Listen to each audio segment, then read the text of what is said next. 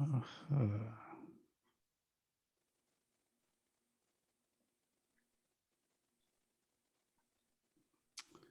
Caroline Greeven. She is a collaborator and ghostwriter with a background as a literary agent. Her writing projects include business and innovation guides. Her work includes celebrity memoirs, lifestyle and DIY guides, and Rick James's memoir, Confessions of a Super Freak.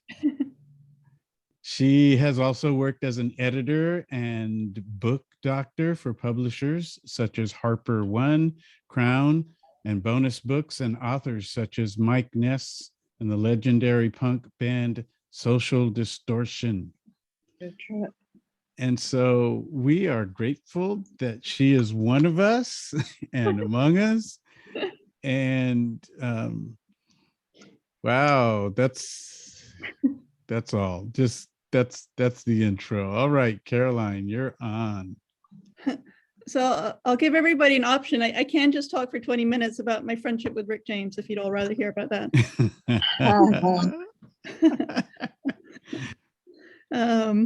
All right, well, thank you for the intro. It's so funny, you talk about all those projects. I never feel more nervous than when I do one of these talks. Like out of everything I've done, this is all the most sort of challenging for me because it's scary, but I'm excited to be here. So thank you for the intro. So I guess when I suggested doing this talk, my idea was to do an end of year roundup for our first year. So this is my my overview of everything that we've gone through together and we've done together and the experiences we've had together. And so the first thing I want to do is recognize that the Jesus Collective has had a pretty great year. Our summer meetup in the park was one of the highlights of my year, and I reckon probably the highlights of some of your years too. It felt like a pretty amazing get together, and even though it was the first time many of us had met in the flesh, it felt like spending time with old friends. And then last week, our Christmas get together was truly moving, and we were all immortalized in poetry by Linnea, which was pretty awesome.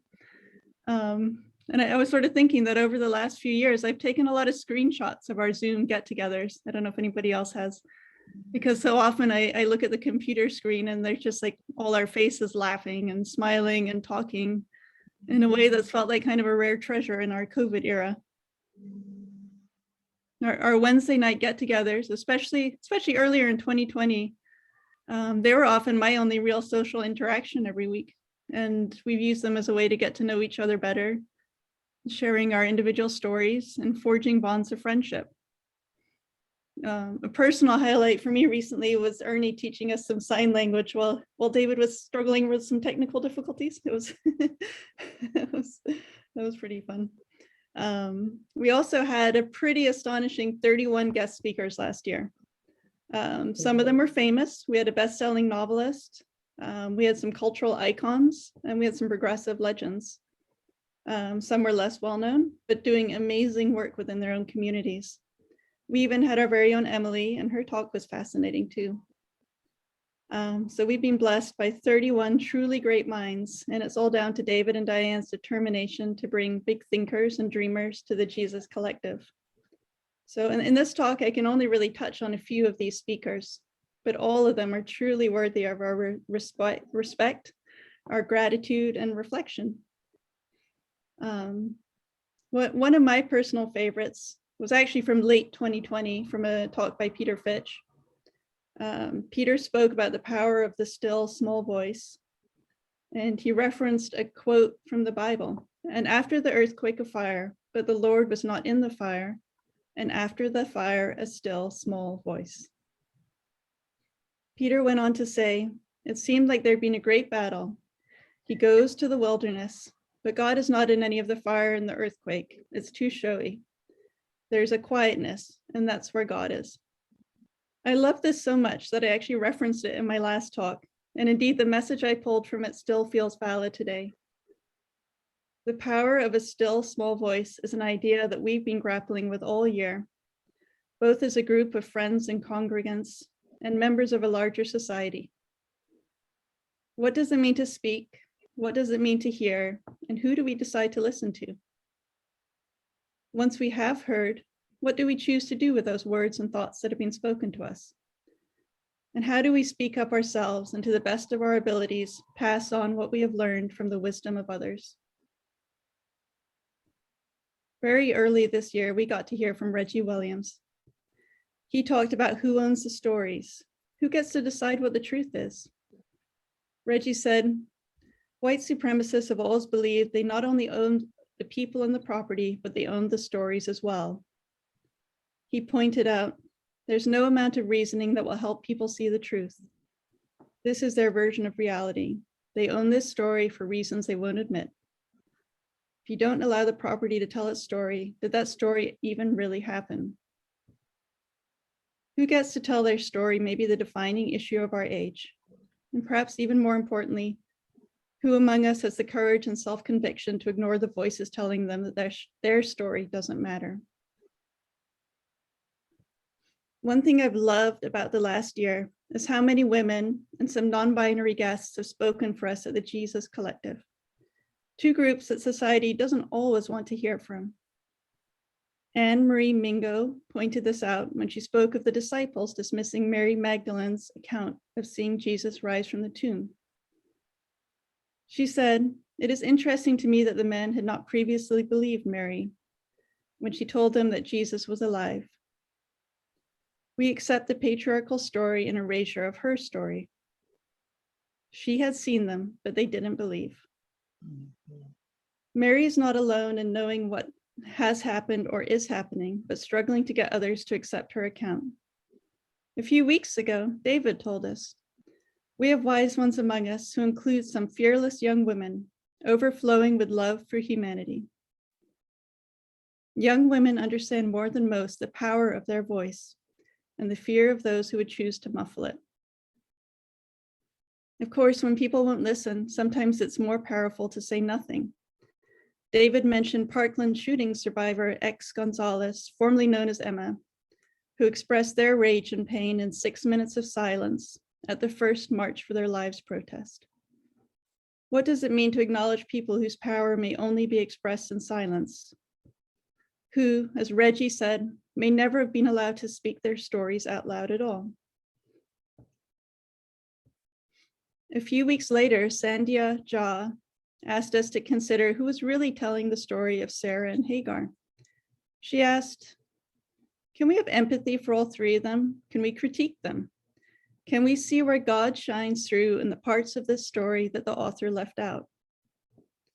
And then Sandhya pointed out, even the words on the page can't keep God out of the message of liberation.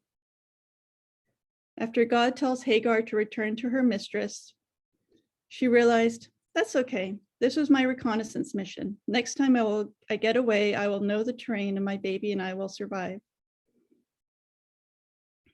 I think Sandhya was saying that sometimes when our stories are dismissed, we simply have to save ourselves.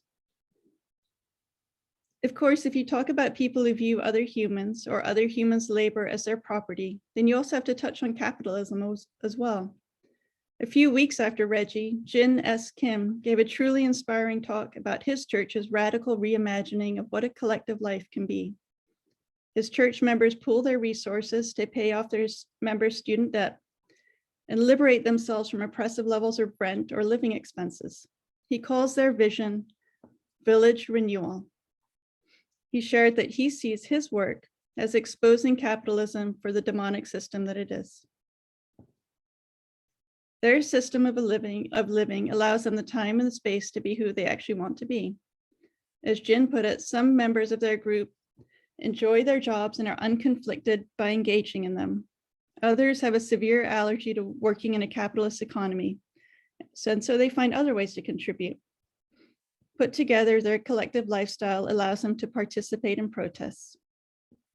If one of us marches, we all march together, he said. Robin Henderson Espinosa spoke a variation of this too, rejecting what they called imperial optimism and encouraging us to keep striving for our better selves and a better world. They said, when I think of being human, I immediately think of queerness, the rejection of assimilation and stable identities. Hope as defiance, hope toward a world that is not yet here. Some of you, they said, have worked hard for a vision of this new world, but have been disappointed by policies and procedures that work against the vision of this world. We have to feel the disappointment in order to continue to pursue this vision. There's little room for the wisdom of the destitute in capitalism, and many of our speakers have in one way or another encouraged or even demanded that we try to break free from this worldview. Some of our speakers have also encouraged us to see the value in our work. I love David's story, and hopefully I remember the story correctly, of Bishop O.T. Jones insisting on giving him an offering for his preaching in front of an empty church. As a writer, I interpret this as him telling us that our words matter, our stories have value, irrespective of how many people hear them, and that if we don't value our words and our stories, no one else will. Rabbi Michael Lerner gave us a truly inspiring talk. I think one of the longest we've ever had, since we had so many questions for him. He spoke to us of the way powerful forces twist our stories about who we are to highlight our self-perceived failure to ourselves, and how that shame keeps us angry and resentful and unable to articulate our deep longing for meaning. He said, when these people find a person or an institution that tells them which other to blame, they rejoice in that. Instead, he called for a new bottom line, one that says that economic, government, healthcare, and education needs to be judged as efficient, rational, and productive to allow us to maximize our ability to be kind and committed to social justice. Carrie Connolly expanded on this, calling for a more empathetic awareness of the stress and judgment put on primarily men to provide, and our addiction to perfectionism as a standard we must all meet. As she said, this is the weight of dominance. This is the weight of oppression. This is the harm that arbitrary perfectionism does. It can be incredibly painful to feel like you are not enough, or that your work is insufficient, or that your contributions do not matter. Many of our speakers have ministered to the most downtrodden among us, people who probably feel insufficient and not enough on a regular basis.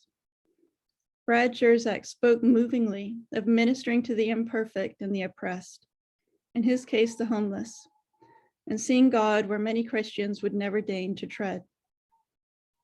Dr. Julius Watkins talked with deep, deep compassion about his work providing healthcare to the LGBTQ population.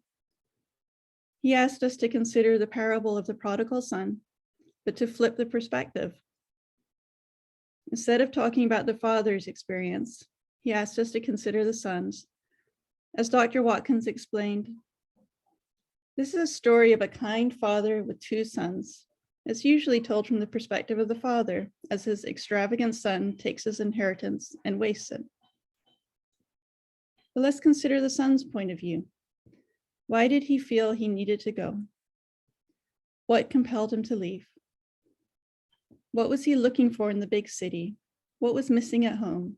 Did he feel safe there? I took from this that Dr. Watkins was encouraging us to question who gets to tell the story, whose versions of events becomes canon, and whose version of events is dismissed. What happens to the stories we tell about ourselves and our world if we try telling it from another's perspective?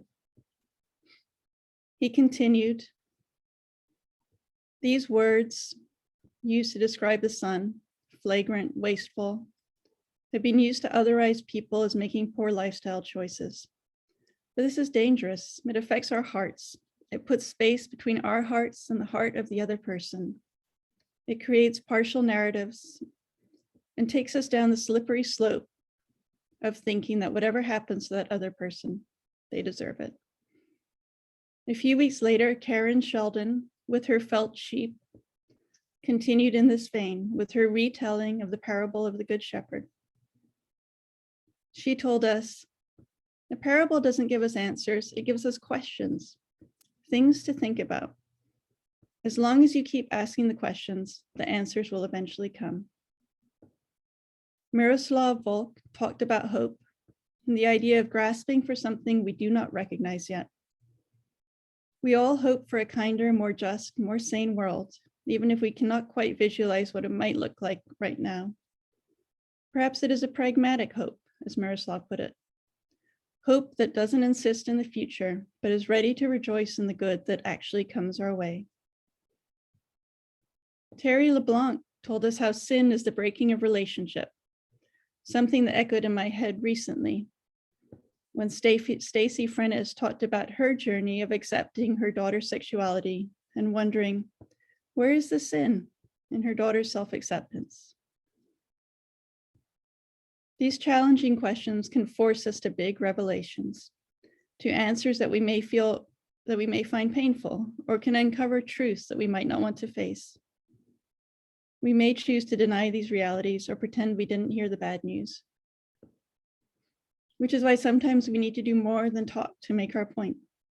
Sometimes we need the wailing of women to accept the emotional truth of something too big to believe. A few weeks ago, David told us how it is very prevalent in ancient times, and even now in some places where women were called upon to wail at a funeral.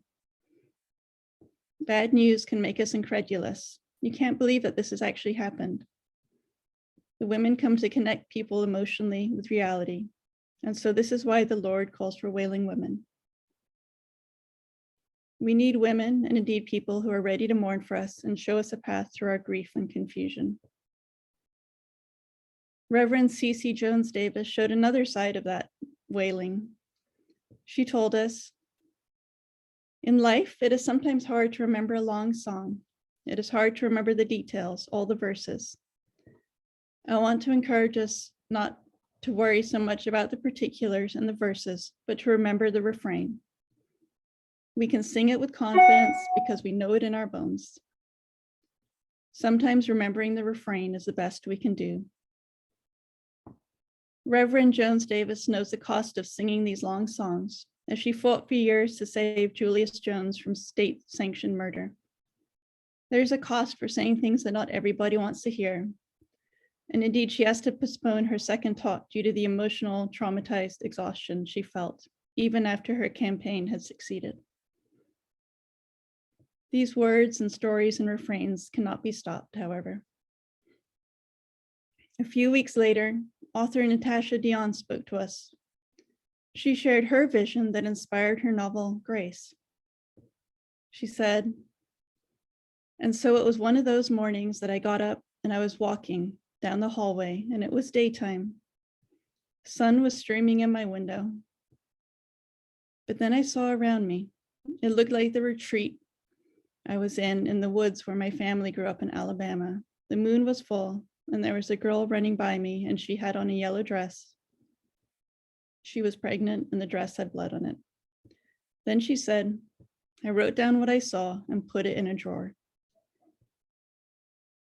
To me, this is the idea of all of our small, still voices writ large. Not all of us get visions, but we all get messages one way or another. And if we are smart, we write them down and save them for a reflective day. When the time is right, we will get to tell our story.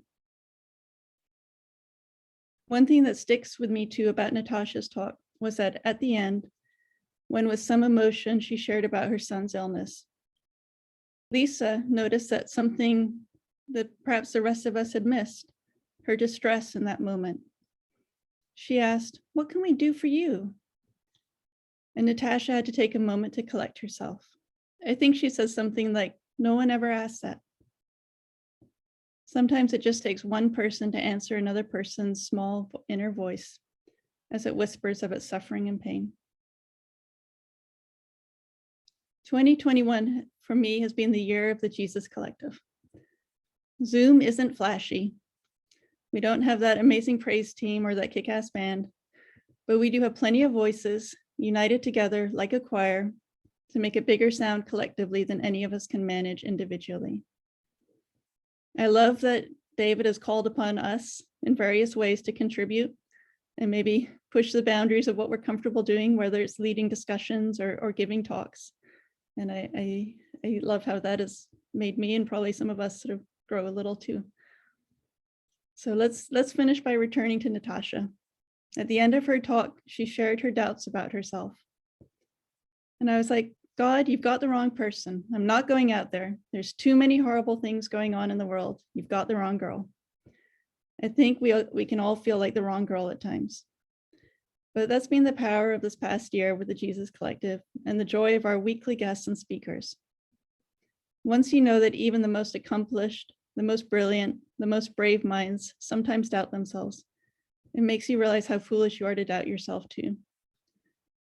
And with that, I want to say a big thank you to David and Diane for pulling together such an amazing group of speakers for all of us. It's really been a special year, and I've taken a lot from it, and I'm sure everybody else here has too.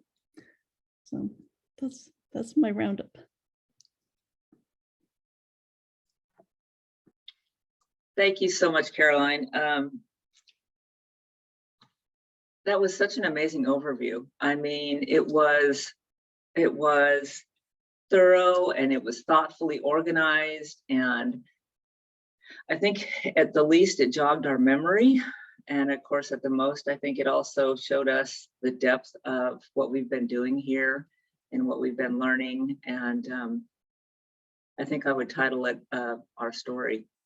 That your talk. I think it was, I loved how you weaved our stories and perspectives throughout that, and some of the names you brought up, you know, just incredible. So I think probably what makes the most sense is for us to, as we have had thoughts and individually, is to kind of get together in small groups and just talk a little bit about what we remember and what really stood out for us this year, and maybe something about our own story, and then maybe we'll come back together and talk about that.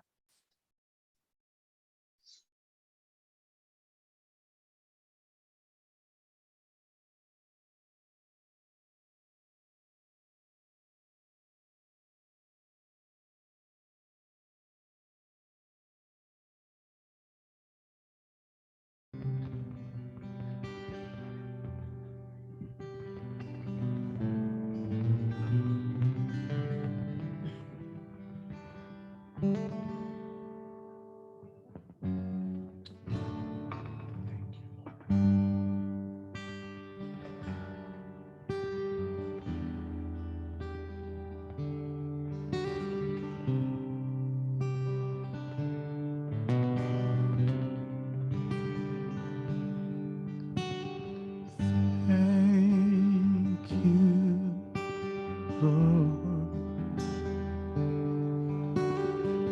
Thank you, Lord. Thank you,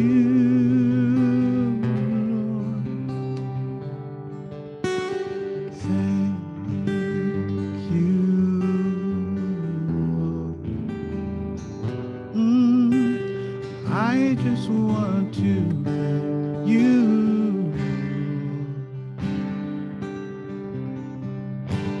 You've been so good. You've been so good. You've been so good. I just want to thank you, Lord. You pulled me through. You pulled me through. You pulled me through. I just want to thank you, Lord. Thank you, Lord. Thank you, Lord. Thank you, Lord. I just want to thank you, Lord. I just want to thank you. I just want to thank you. I just want to thank you, Lord.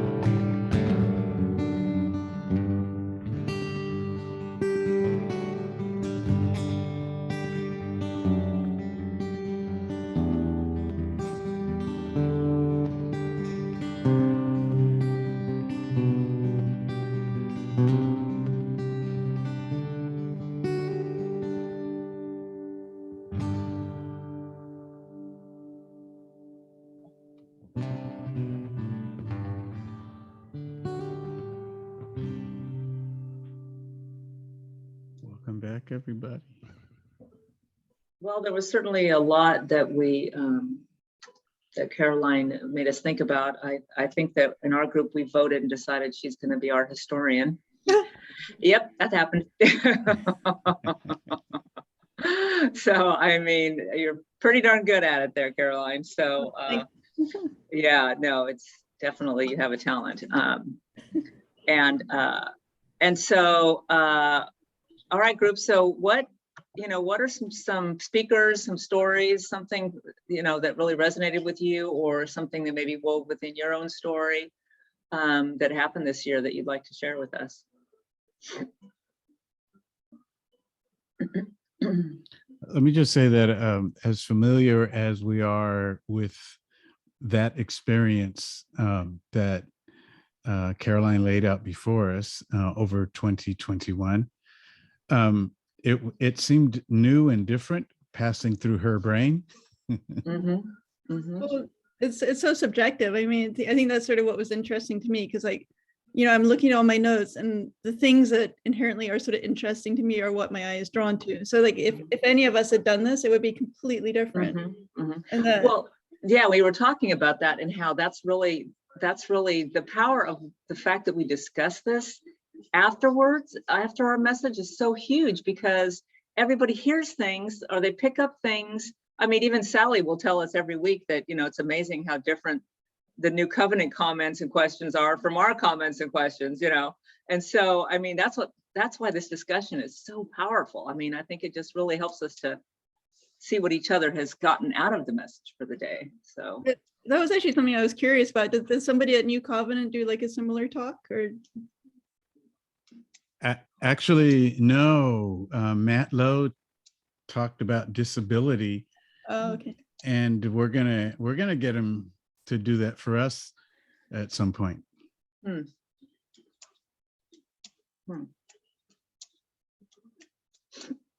Everybody's on the spot. Yes, you are. Well, David sent me a list of the 31 speakers. I mean, Wow. It's amazing.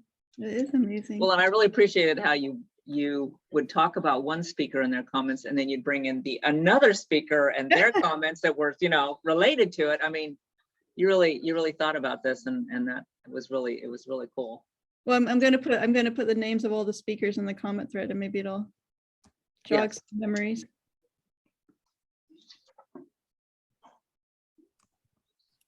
I just really appreciated how, first of all, it was incredible how you weaved that all together. You're an incredible writer as well. Really incredible. That the overarching theme in every speaker really is who gets to tell the story. And I just think I never really thought about bringing it all together, but wow, that is the question of our day. That is the question of biblical times.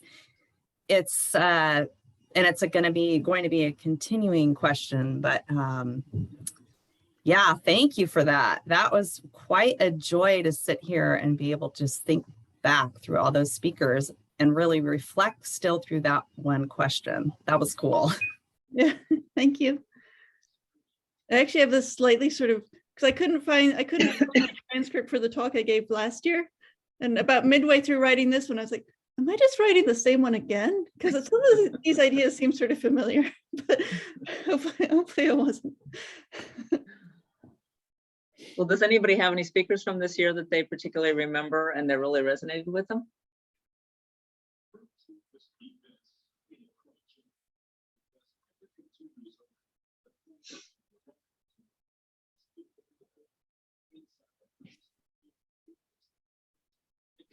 I mean, there were also people who like I sort of remember like Lawanda Lyons, like she gave us a very sort of, it was more like a sort of, it's almost like a DIY talk of social justice work. I think she was the NAACP in Santa Barbara. Am I remembering that correctly?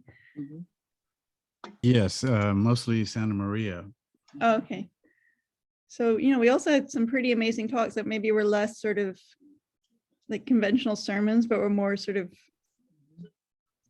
like ideas of how to sort of enact everything that we're talking about in our actual lives, which, and I think Wendy Sims Moten maybe gave a similar talk too. I want to just mention that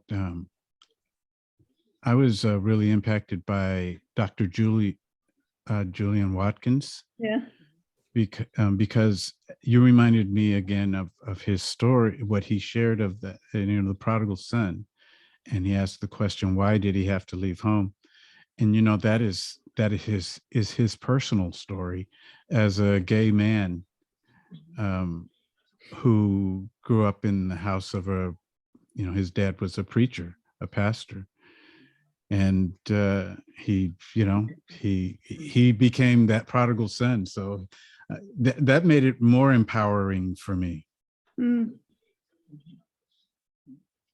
I mean, he and his dad are close now, but it took, a rupture. Is that something that do people often sort of say to consider that story from the perspective of the son? Like, I don't think I'd ever really heard anybody specifically suggesting to do that. Yeah. I remember in his talk, what made me sort of like instantly be like, oh, I really like this. This is, he opened it with a line from Pose, that TV show, remember? Which is such a great show.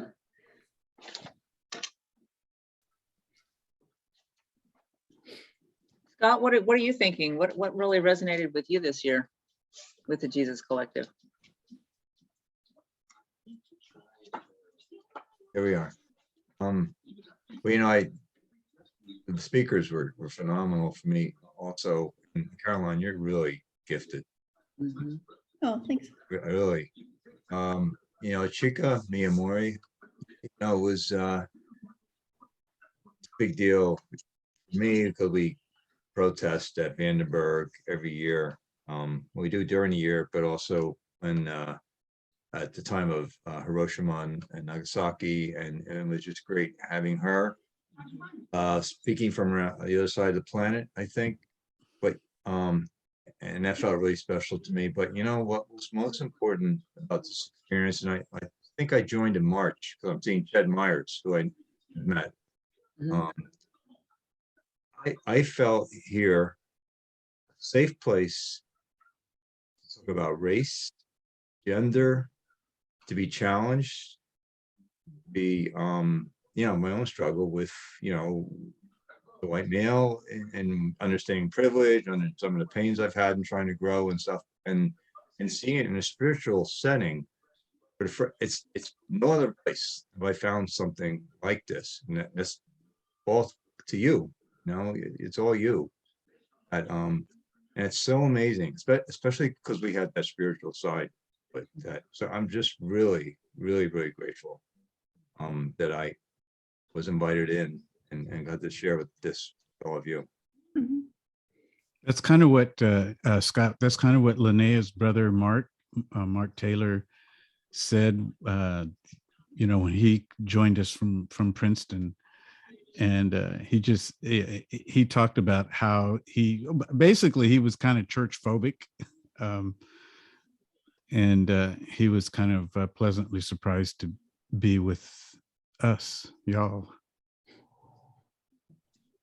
And hearing Scott talk, it also reminds me like how beneficial it was. Remember when we did that Wednesday thing where people would tell their stories? Like I remember, Scott, your story was very impactful.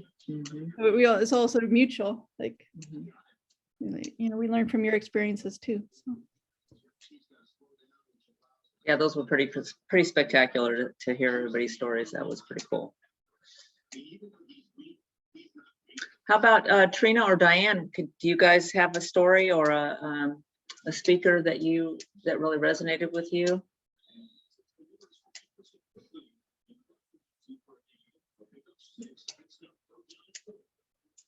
I always wonder if Diane, like, this is just typical for her life, or like this is, or if she's also, experiencing things like, that it's so magical like we have. But she might be busy. Rhonda, would you like to share? I think Rhonda was driving, so it might be tricky for her. Might be too difficult. Okay, all right. Sally, what are you thinking? When you heard Caroline's story, what really resonated with you?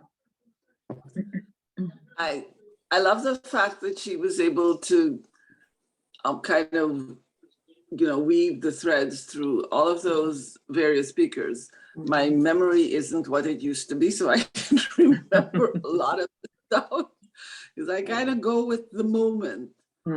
And a lot of those were very impactful. The speaker I really remembered a lot was the guy who talked about the prodigal son. And he actually, after his talk, I actually went and looked at Pose because I'd never really watched the show. And it was really interesting to see that aspect of society that I really knew nothing about before that. So this whole thing has been just a lot of learning and being exposed to different things that I didn't know that I didn't know. So that's what's really kind of been the ongoing thing for me, and I'm just enjoying the entire journey. Thank you, Sally. Thank you. Yeah. Margie, what are you thinking? What was your favorite? I mean, there's been so many great moments, but was there any stories in there that you could, or things that really resonated with you? Well, like I shared in my group, this has just been a year of awakening for me, and almost also like belief and faith again getting reborn, because I had lost so much faith, I think, in the American church, and just being with all of you and seeing, getting to know your stories and in the speakers. I mean, every week my mind was blown, and oftentimes I was led to tears. So I can't pinpoint just one, but one thing that's really something that's being born in me right now is this understanding of community that I've never had growing up in a traditional, especially white evangelical church. It's something that's very intriguing to me right now, and especially understanding, this is something I just got separately, but how Indigenous communities felt about community. Anyway, I just feel like I'm on this beginning of this amazing journey. I don't know where it's going to take, but I feel like I'm really learning a lot more about what the Christian community it really is through Jesus Collective. And Caroline, I just have to say thank you again. Every time you speak or write, I'm always blown away. So thank you for sharing your wisdom with us. Thank you. Actually, I have a question. You may speak. This is for Pastor David. So who's somebody that we haven't actually mentioned yet that you would love to give a moment of sort of reflection or acknowledgement to, one of our speakers? Whom we haven't mentioned yet. Yeah. The names are in the Last chat, year. but there are a lot of them.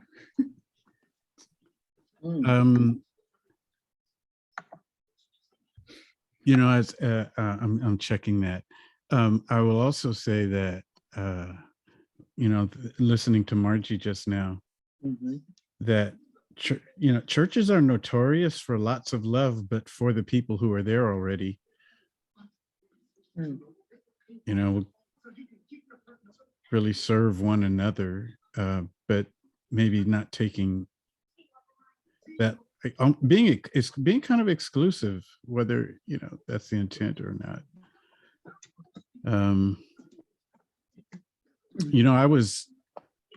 I was really glad to get Mitzi Smith. She is, among Black female theologians, she's really looked up to. And I was in a couple of webinars where other theologians, other divinity, including divinity students, were speaking to her in this sense of, in this way of, just you're an inspiration to all of us, that kind of thing. So when I reached out to her and she agreed to do it, well, you know what? That happens a lot though. When people say yes, it's like, really? I mean, the same thing, Miroslav Volf, just so many of them, they just, Jen S. Kim, these folks seem to me like they're really busy doing other things, and yet they're willing to join us. In fact, by the way, Julian Watkins will come back on the year anniversary of his last visit, so sometime this spring. Yeah, I mean, here, what an example. Why does this gay doctor in New York City want to talk to us, but, and then come back and do it again? That's pretty amazing to me. Well, I guess they know the power of community and of grassroots, and then it starts with groups like this, We haven't heard from Bob. Well, what I said in the group is true. For me, more than like an individual speaker, is like the two things I've got out of the whole year is, one is how much I have to learn. I feel so far behind the curve, but I don't feel discouraged by that. And the second thing is just encouraged and by how many people are doing incredible progressive things to bring justice. But hearing this discussion now since it, and so many other things come to me. I remember Miroslav Volf well. I remember Rabbi Michael Lerner well, and I don't remember her name, but the one that probably had the most impact on me was the woman who talked about the atomic bombs in Japan, Hiroshima and Nagasaki. I have not forgotten that, and that's such a it's a real kind of tent peg for me now in thinking about American history and about how we think about ourselves. And I've always thought, why is it that World War II seems like a holy war and every other war is bad? But I realized it's not a holy war. So anyway, I gotta say too, Reggie Williams was just wonderful. I think that was the first Sunday that I tuned in. His thing about about owning the story, and that was so good. But it's yeah. So. That's awesome. Thank you, Bob. Peter, do you have something you want to add? I don't have anything specific to many specific speakers, but I just remember I remember one of the speakers, Ched Myers. I was in a group with him, and I found out that he and I have some mutual relationships that are not, spiritual at all, and it just made me think how complex the people that we meet in our daily lives are, that we attribute them to the single thing that we interact with them in. And yet, had I met Chet, well, in fact, Chet, I think, was in some meetings where I actually spoke and I didn't know him. And I just realized that there's so much more story behind people than what we meet, how we interact with them daily. And in a way, I think part part of what that tells me is that when we look at somebody and we think of them in a certain way, they're white, they're gay, they're religious, they're whatever, it really diminishes the complexity of who they are, and maybe it allows us to put them in a box that we bring judgment to. They're obviously this way because this is who they are, and yet in Ched, as an example, was just amazing. The spirituality that he brought to, that he has in his life, and yet that where I would have interacted with him had nothing to do with that. So anyway, I also really liked our last speaker, partly because it made me think, she was the speaker that her daughter was gay. It just made me realize that, and it's not so many moons ago that I think that I probably wasn't as curious as I am now.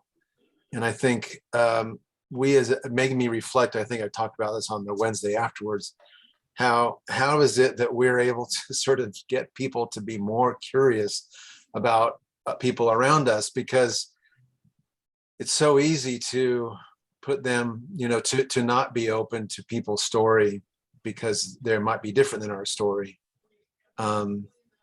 Anyway, just some thoughts. Well, I think you make me think about not just our speakers, but also our discussions and our conversations. And I think I've learned things about my brother I didn't know. I mean, I've learned things about all of you. And it's just interesting to hear you guys talk about your story within the context of the speakers. And that's been a gift, I think, to all of us. It's been beautiful. I would encourage people to speak. I'm not the only person here who could give talks. Yeah, I just wanted to say that, every speaker was so inspirational, but equally as inspirational has been all of you on this screen. And I mean, I just wanted to say that I have been so touched by and inspired really by Easy and Hazmeen and Rosie and Joaquin for just sharing Easy with us this past year, and how incredibly blessed I feel that they were able to share him and his life with us every week. And Hazmeen was in our group, and she did mention that, from her speaker, she was listening with her dad, which was part of the story. There's a hole.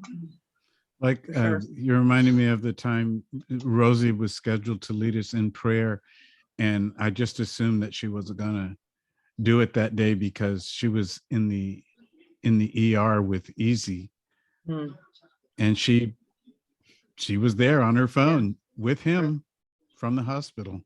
Yeah. That's real. That's what we're about. And that's what they're about, keeping it real. Yes, they are. Keeping it 100.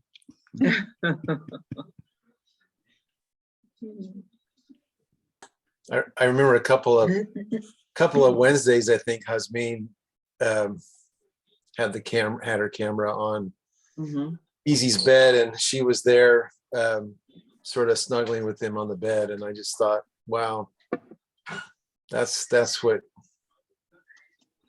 what you want in where he was. Have your daughter with you like that. We can only hope our own children treat us that well.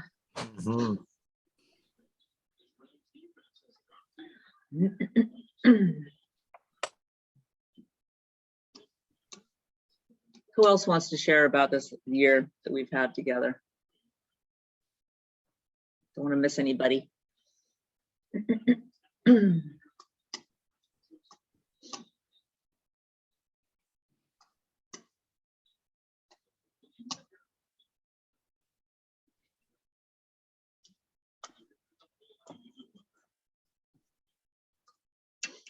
I just really like the point that Peter made about not knowing who a person is, that you want to put them in a box and, you know, this is who they are, but they're really like an onion, and you've got all these various layers for every single person that we meet, that you really don't know what they've been through, you know, what they're trying to overcome, what their aspirations are a lot of times, and who they really are. And it's such an adventure. I love talking to people and finding out, you know, what they're thinking. I mean, you don't get to totally know somebody in a conversation, but it's just the slowly moving forward, getting deeper with each other, and feeling that this is a safe place to do it. And I really like that about our group, and I look forward to learning more about everybody. And those Wednesday nights, I feel like they really jump-started us. You know, I think it really took us a little further, quicker, when we learned about people and they spoke. Yeah.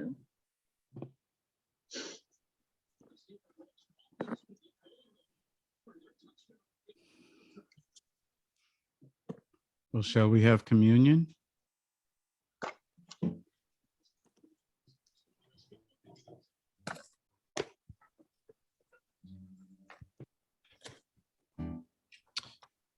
We the past couple of weeks we talked about how we might celebrate our 1-year anniversary in January, the second Sunday in January. And you know, if you have thoughts, if you have ideas, then be forwarding them. We're not meeting this coming Wednesday, but the following Wednesday, I'd like to set aside a few minutes to talk about that. I have one idea that I would like to run by you. But here we are, ready for one another, available to one another, and learning from one another. And I think this is the kind of thing Jesus is into, delights in this. In fact, he says this is how people will know that we are his and that we love one another.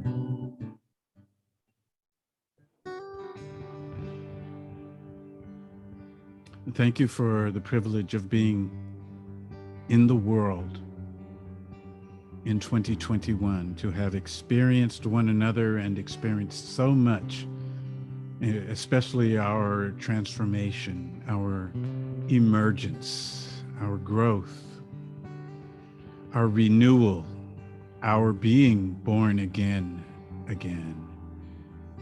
Thank you that we're able to not just experience independently, but it's something that we're all contributing to together, by being here, by listening, by telling our stories. And so we do this to you who sit on the throne, and to the Lamb forever and ever. We recognize the Lamb of God. This is the body and the blood of our Lord and Savior, Jesus Christ. Would you eat and drink?